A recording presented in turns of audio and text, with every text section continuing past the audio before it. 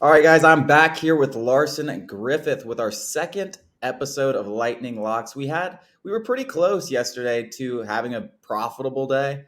I started off rocketing three straight overs, and then I lose my last three bets with the Lightning and the Knights, especially the Lightnings being my most confident pick, going down, both losing in reg. So if you took the underdogs in reg, you made some cash there. Faded me.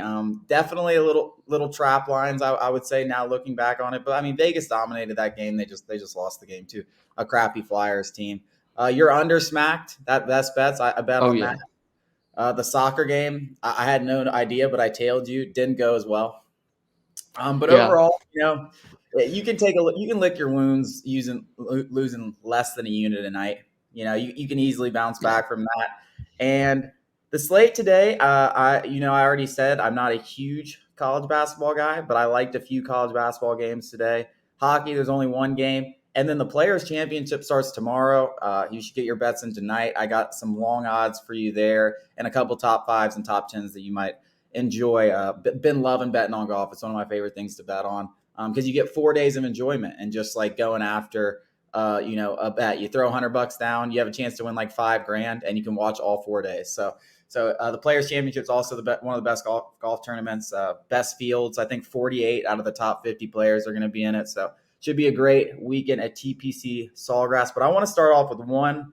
I'll give you both of my NCAA picks to start off because I think they're both hilarious and they're both very, very similar, and I picked them for the exact same reason. All First right, off, let's go. the Georgia Bulldogs +9. Oh The God. 6-25 Georgia Bulldogs against Vandy. There's really nothing else here except for the fact I said it on the last thing that I trust teams that are playing on their last line. And I know they have the whole thing with Crean obviously getting fired. I don't know what the relationship is like between Crean and the players, if it's great or not. But I do know one thing. There's only one thing in those players' mind. They've been dreaming about making an NCAA tournament. This is their last chance. They obviously have no chance of getting in. They're going to give it all they got. I don't care if they hate Coach Crean or not. And here's another thing. They played Vandy twice this year. Both games were within 7 points. Last game they played at Vandy, I think it was a 6 point game, and that was like 3 games ago.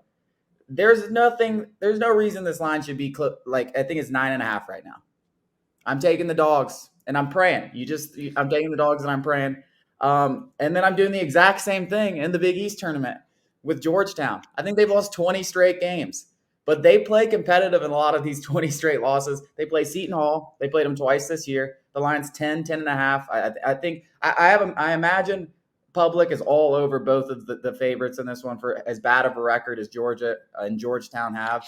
But both of the games against Seton Hall, which is a team that will already make the tournament, I think we're within 7 points, just like the Vandy game. Very similar scores to the Georgia game. And I've watched Georgetown a few times. I've bet against Georgetown a few times. And they have like athletes. I don't know how this team has lost 20 straight games. They're not good, but they shouldn't be this bad. They're And they're they're inconsistent. They're and so on inconsistent. and on top of this, Georgetown, they won the tournament last year, and they were not going to get in the tournament. They won the Big East tournament. They won their way in, so they've had success in this event again. I actually love both of those bets. I know they're so ugly on paper, and maybe Yeah. one of those teams maybe they both get blown out. But I have a feeling both those teams give it their all, and I'll ride with those underdogs all day, every day of the week. It's super. That's so ballsy. It's disgusting, but I feel Yeah. Georgetown, like Georgetown will go up 20 or they'll be down 20 and then they'll just flip it. Like there you have Georgetown games, I have no idea. Georgia, I mean, I can't even, those guys, they're dreaming of the tournament. They can go to the tournament next year when they transfer to some, yeah, American athletic conference school. like all they did last year, all their players Right. last year, whatever. Yeah. So I'm actually so I I'm on the Georgia Vandy game with you, but I'm playing super safe and I'm just taking Vanderbilt money line and I'm putting in a parlay. And I think that's the only thing because I thought about the -9. I just don't know. I just I don't want to touch it. Vanderbilt's played well. They've played really well, and I can't see Georgia winning the game. I just can't.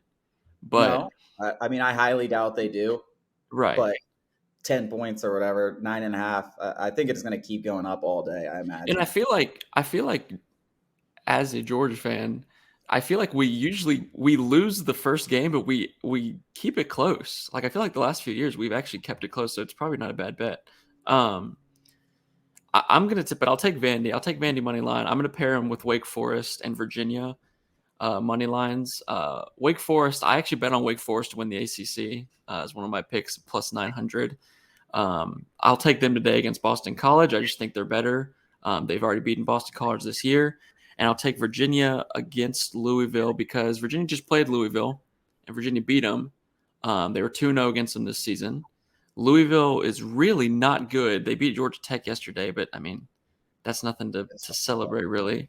And I think the line was small. It was only like -5, but it doesn't worry me at all. I think Virginia and Wake definitely win. I think Vandy wins, and I parlayed those three. It was basically even money, and I'll put a lot on that. That'll be my heaviest one. Okay. All right. Now I'll go to the ice. There's only 2 games on hockey today, so kind of disappointing. I love, doing hockey research every day. It's become one of my favorite things to do in the morning and at night. Um, but I do like one of them pretty good. The Canucks at home against the Canadians, the lowly Canadians. The Canadians have played better, won 6 out of their last 8, but they're still one of the worst teams in hockey. I don't think you can bet against them like they're the worst team in hockey anymore. But the Canucks, on the other hand, have turned into one of the best teams in hockey over the last 30 games ever since they changed coaches. Their goalie, nasty. I think at home in a game where the Canucks are chasing people in the standings, like I talked about yesterday. You're getting to the final 20-25 games on the hockey season. They need to win games, and I think the Canucks here in reg, you can get that at -145. I'm going to take it at -1.52. So the puck line. I think Canucks and reg. I'm going to hammer that both ways, and I'm going to hammer it -1.5, which I think is plus 115. So I like the Canucks and reg tonight. They should get it done. I think they're 29-4, 29-4 since they changed coaches, and they played really good. And they got a bad Canadians team coming in to their house. They should win this game handily. All right. I will not go to the ice. I'll stay in basketball. I've got a few right here that I think are good ones. Like March is such an under time for me. It's the time to bet unders for so many different reasons. Yeah. One of the unders today is San Jose State plays Fresno State. I thought about the full game under because Fresno State's a really good under team. They go under in almost all their games. They're 3-7 in their last 10. They have like one of the top 25 ranked defenses on KenPom. Like it's a really good defense. They like to slow down and play physical, but I'm not going to take the full game. I will take San Jose State team total under 54.5. San Jose State has a horrible offense, 256th ranked offense on KenPom. That's not good. Their last 3 games, they've scored 52, 52, and 54. And against Fresno this year, they scored 59, but they also scored 53. So it kind of balances out. And under 54.5, I think, is just a really good number. Like they'll struggle to hit that. They've struggled to hit that in their last 3 games. They haven't. Not to mention it's a tournament game. There's going to be some nerves. Yeah, a lot of defense. And Fresno. Yeah. I was just saying defense. Like, the defense in March is just, it turns it up. Right. I mean, it's so much more intense. People are playing, you're fighting for your lives. And so I'll take Fresno there. Fresno will win that game. It's probably a low-scoring game, but I can't see San Jose getting to 54 with Fresno really trying. And then I think Fresno can go the next round and beat San Diego State. That's a really good tournament. And then the other thing is, so the Conference USA plays their tournament in Dallas in like a huge football stadium. I think it's the Star. And they just put a curtain in the middle and put 2 basketball courts on each side. Like it's a really weird setup. The point is, it's hard to shoot in there, like the backdrop and everything. It's almost impossible. Those games go under all the time. So I was going to sprinkle on some Conference USA unders today. I'm looking at Rice Charlotte. It's at 140.5. They scored 131 earlier in the year. I'll take an under there. Marshall plays Louisiana Tech. They went 136 earlier, and today it's 150. I'll take under there. And then Old Dominion and UTEP. It's at 128. I'm going to take the under. They scored 148 earlier this season, but that game went to overtime and they scored 22 in overtime. So if you take away those 22 overtime points, the game goes under. Not to mention, again, it's tournament time. You're going to be a little bit nervous. I'll take those 3 unders in those games. And if I can go 2-1, you make a profit and you take that. Yeah. So I'm going to lean toward that was 4 unders right there. There's not Yep. even one of the unders I was talking about yesterday, like the system unders. You don't have those today. You'll have a Yeah. bunch the next few days. Yeah. All right. Well, last thing I wanted to switch to is golf. Actually, Players Yes. Championship, as I mentioned too. I have a lot of things, and I'm still kind of going through it. So I doubt we're going to get in this video in time tomorrow to where you can play some of the head to heads that I'll like and the top just simple top 20s. Um, so there's some long on ones that I like. In particular, I think Brooks Koepka, you can get him around 45 to 50 to 1, depending on what your book is. Koepka, he's missed out of his last 7 cuts. You're getting such a good number here, but the guy shows up to the biggest tournaments in the world. This isn't a major, but it's considered the 5th major. It's got the best players in the world, so it wouldn't surprise me at all if you see him in contention on Sunday. And if you throw $100 down, you win, and you have a chance to win 5K. Betting on a guy like Koepka is a guy that you can trust on Sunday if he gets to that point. I went with also one of the favorites, John Rahm, 14 to 1. I mean, if you look at what you get Rahm pretty much throughout the year, it's like a bunch of 8 to 1s, 9 to 1s, 10 to 1s. But because you have such a talented field, it's at 14 to 1. And so I like that because I still think John Rahm is the clear best player in the world when he's hot. Like there's some guys in golf when they're going, nobody's beating them. And I think that's John Rahm. John Rahm hasn't been in the best form, but it's a flip of the switch almost. Like if he starts to feel it out there, he can go low and way lower than everybody, and nobody's going to stop him. A guy that sleeper top 5 guy, and I'm only doing this simply because of odds. A lot of these guys aren't in great form. I'm just getting fantastic odds with them because they haven't been in great form and they have the talent to do, like, Rahm or Koepka could easily win this, and they have, good odds for what they're typically placed at. Tony Finau, top 5. You can get him at 15 to 1. That's what I got him at. I don't know. I mean, it all depends on a lot of these on which books you're on. But Tony Finau, top 5 at 15 to 1. I mean, the guy's only won like I think once or twice on tour, but he has like 15 second places.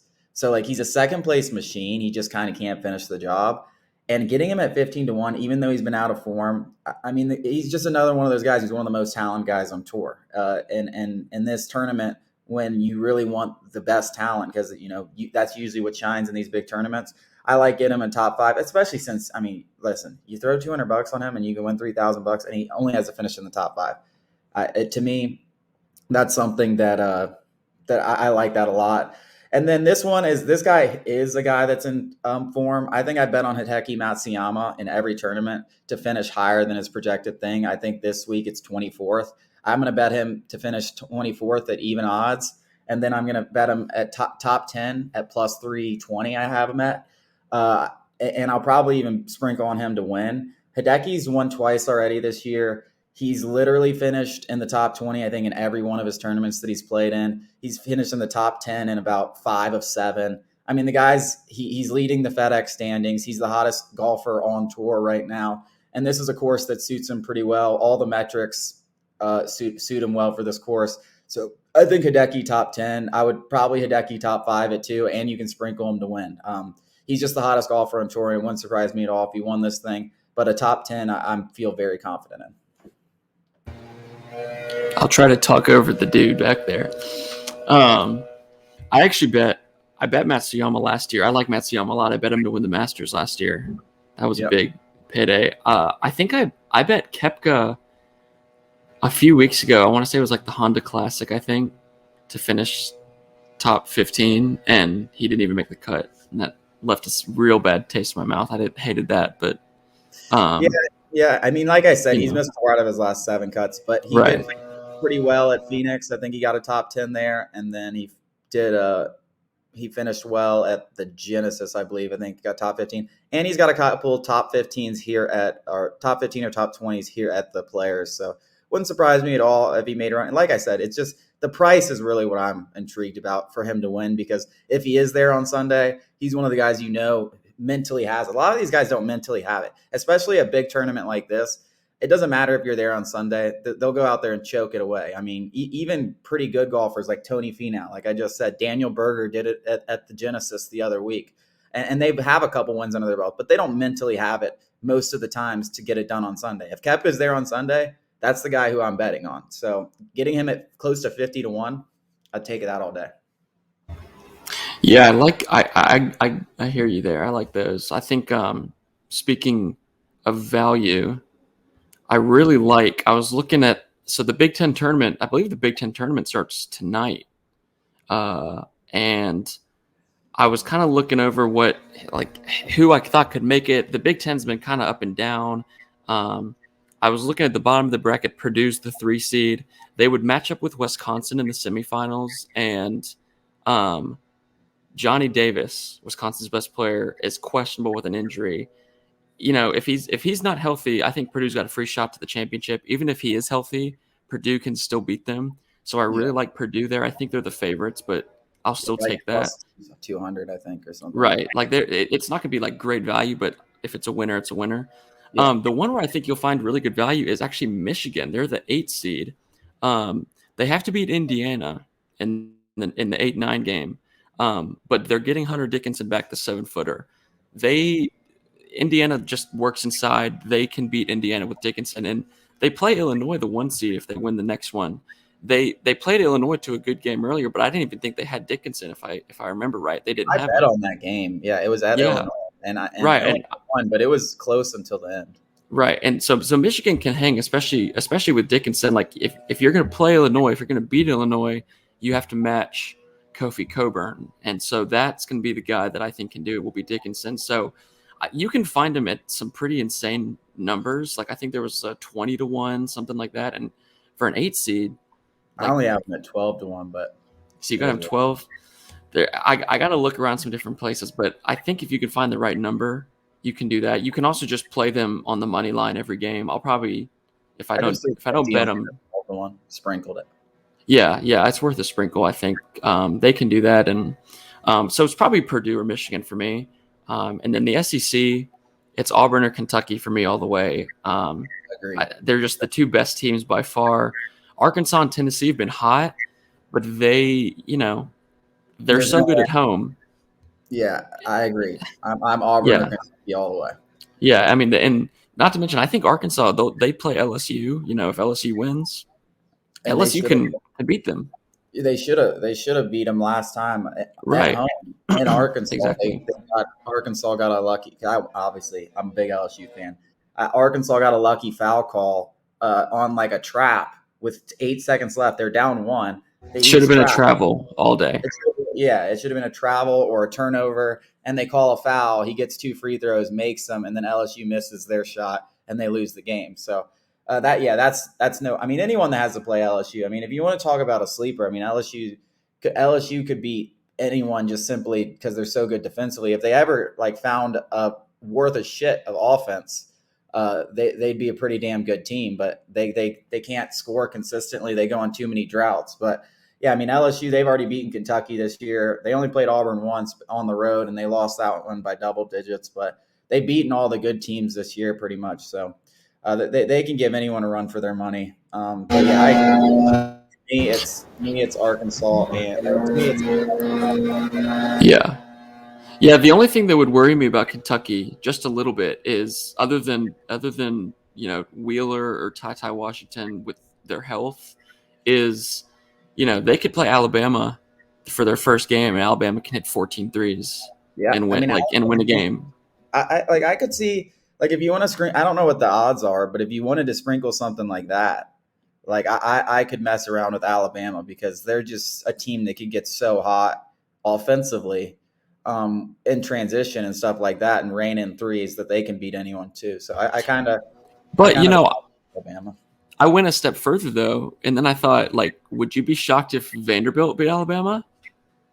What if Alabama misses all their threes? Alabama's that has such a high ceiling, low floor, without a doubt. So what if Kentucky's playing Vanderbilt instead of Alabama? So I don't know. I'll just close my eyes. I'll lay it. They won't be playing Georgia. I promise that. No, it's an Auburn or Kentucky league for me. Georgia beat Bama earlier in the year. Just saying, don't let them get by Vandy. I don't know. I don't know about that. No, Crean's foot's out the door. All right, well, let's get some winners. We'll be back tomorrow, and hope there'll be a lot of good conference tournament games tomorrow. So Yes. we'll wrap this up, and we'll be back with you tomorrow.